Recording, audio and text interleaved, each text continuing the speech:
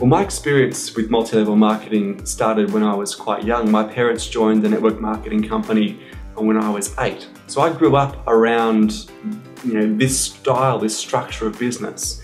And I saw many of my parents' upline and my parents' team make good money and develop businesses where they set their families up for financial independence. That was many years ago. That was when I was a lot younger. More recently, last Thursday I received a thing on Facebook. A colleague of mine who's in a networking group in America, 24 years old, and had his retirement party last week, just outside of Chicago. And so you do see more and more of these stories coming through, and I understand there's a brand new diamond within Neways who's just broken, who's in his 20s. And so, yes, certainly there is evidence of this model working. The reality is there's plenty of evidence of it not working too. And that's the challenge, is you've always got someone who's got a story of, I tried that and it didn't work. But often you have to look for the people of, well, I tried that and it did work. Networking is such a great opportunity for the average person. A few weeks ago I was speaking at a networking conference, and the MC for that event was a very notable, famous media personality here in Australia. And he said to me, what is it about this industry that attracts so many people? And my answer to him was, well, really, most people can't get to a position where they own their time and they own their life by doing something like what he had done, which is to become a personality. Most people just come from very run-of-the-mill backgrounds, they've got a basic level of education, and this is a model, this is a vehicle where the average person can come in and actually achieve independence, even achieve celebrity within an industry. They don't have to come in with high levels of training, a whole lot of financial outlay up front.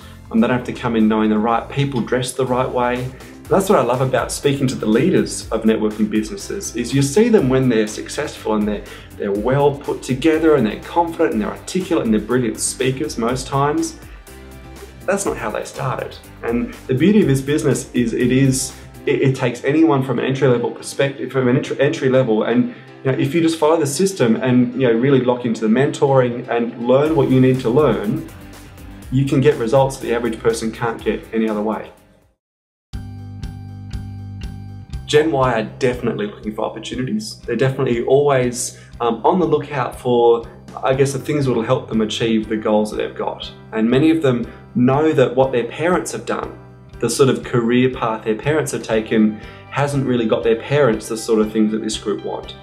So they are on the lookout for alternatives. And I suppose that's the interesting thing from a networking perspective is, years ago, the first step perhaps in talking to a prospect was to actually convince them to consider the option of not having a job for life or a set, secure, stable career. Whereas with Gen Y, there's no need to persuade or convince them. They're already convinced. They don't want that linear path, and so they are looking for opportunities, and they'll weigh up the opportunities very carefully, but they are certainly very open. Gen Y are very open to multiple streams of income. They are a group who've been raised with the vocabulary of financial literacy. They've been raised hearing about leveraged income, passive income. They've been raised in this world where even at schools there's been a focus on financial literacy. So they know that these opportunities are out there to live a life where you have balance and finances, and you leverage your time and you work smart, not hard. All those sort of things have been drilled into this group. What they're looking for is the vehicle. How do you do that? And I think one of the great things is, Robert Kiyosaki, a great example of someone who's impacted this generation significantly. From a young age, this group are exposed to things like his board game. And so they learn about the rat race and they learn about passive income, and you're looking to get into business for yourself and not just get a job. And so they are certainly on the lookout. It's people sharing ideas with people and being monetized for caring enough to share with someone else and then invest in them to help them get what they want. And so, it is incentivized ambition. And for this group, Generation Y, they are already doing the whole networking piece. 95% of Gen Ys are on some form of social networking. So the idea of networking is very normal to this group. Now, how you plug a business into that is the critical part. Because it's called social networking because it is social. It's not commercial networking. And so using someone's established network is a powerful way of building a business, but how you go about it, you need to be clever, you need to be sensitive. You can't just go and spam a network with a business opportunity or a product or a service And yet that network is established. You can use that, but it's how you get the message to the network. So this group are very comfortable with it. When it comes to network marketing, many of them have had no exposure to the traditional notions of network marketing. And that of course is a challenge for older generations, where the idea of network marketing was connected to things like pyramid selling or using your friends, even door-to-door sales. Gen Y don't have any of that baggage. They've never known those sort of models.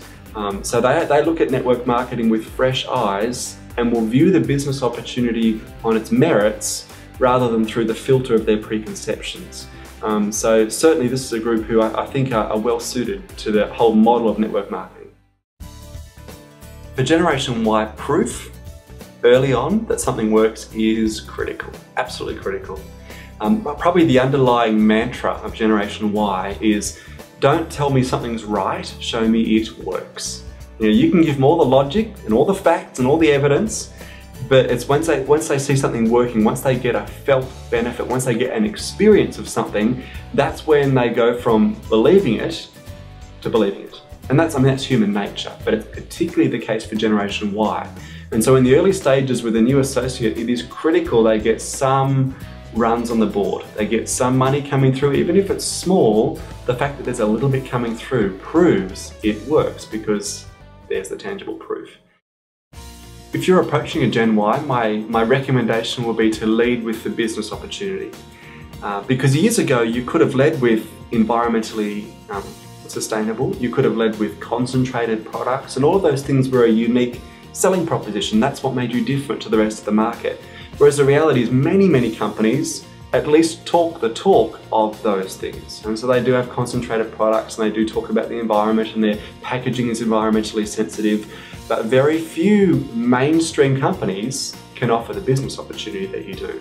And of course, very few mainstream companies offer the sort of chemically safe products that you do. That's probably, again, that's your unique selling proposition. So I think I'd lead with those two things. It's the business opportunity and the model, but it's also the nature of the products that makes you different. For Gen Y, mentoring is critical. They are looking for it, they're searching for it. I read a book a few months ago that stated 62% of this generation are growing up without their father present. And that's huge, 62%. And for many of this group, we call them the fatherless generation, and often it is true. We've got a generation who perhaps have lacked role models at home because parents are busy or stressed or not there physically or emotionally. And if they've gone to school and not connected with, say, the teachers as people, adults in their lives, or they haven't been a part of a scout group or a youth group or a sports group, they're entering adult life searching for adults who they can trust, who they can look up to, who they can be led by, who can set some boundaries in place.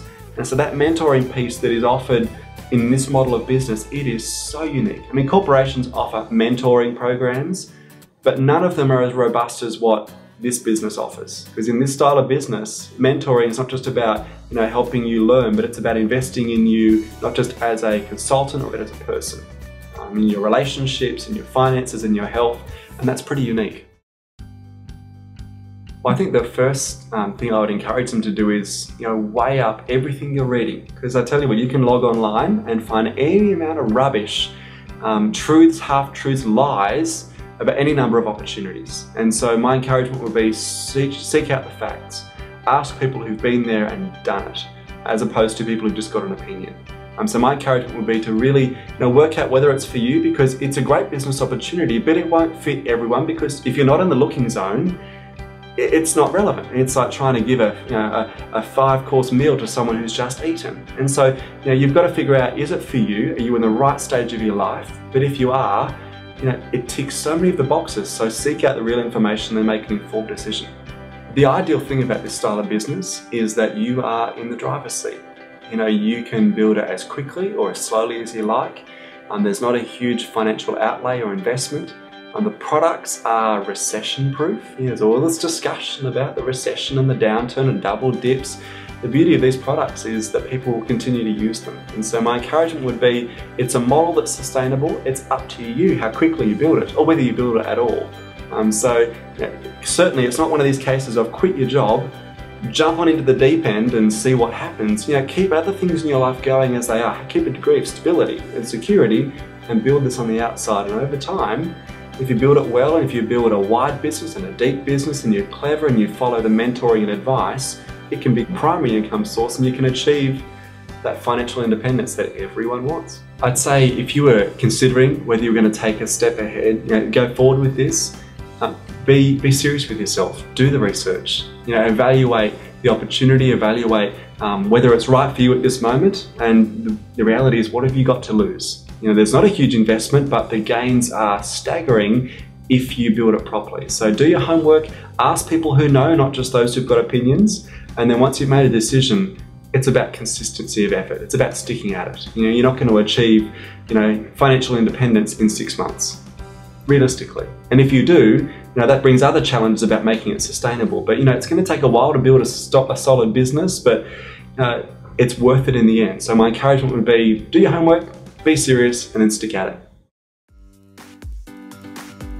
Well, Neways is one of the leaders. When you look worldwide in this industry, it's been around for enough years to indicate that there's a reason why it's lasted. And there's a reason why there's longevity of leadership. And so, if you're looking at multiple companies, and Neways is definitely one to consider seriously because it ticks so many of the boxes.